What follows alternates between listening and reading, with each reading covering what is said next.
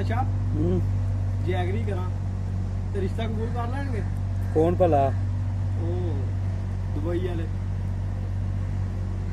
ਕਿੱਧਰ? ਮੈਂ ਪੁੱਛ ਲੱਗ ਗਾਲ ਨਾ ਕੱਢੀ ਹੁਣ ਮੈਂ ਤੈਨੂੰ ਵੇਚੀ ਉਹ ਚੱਲੋ ਉੱਡੀ ਦੀਆਂ ਤੂੰ ਭੈਣ ਗੰਦੀਆਂ ਗੱਲਾਂ ਕਰਦਾ, ਤੂੰ ਸ਼ਰਮ ਨਹੀਂ ਗੈਰਤ ਨਹੀਂ ਆਉਂਦੀ? ਮੇਰੇ ਕੋਲ ਵੀ ਭੈਣ ਲੈਣਾ ਮੈਂ ਵੀ ਕਰ ਸਕਦਾ, ਪਰ ਤੇਰੇ ਚ ਗੈਰਤ ਤੇ ਸ਼ਰਮ ਨਹੀਂ ਹੈ, ਬੇਗੈਰਤ ਹੈ ਤੂੰ। ਵਿਆਹ ਮੈਨੂੰ ਨਹੀਂ ਪਤਾ ਮੇਰਾ ਵਿਆਹ ਹੋਣਾ।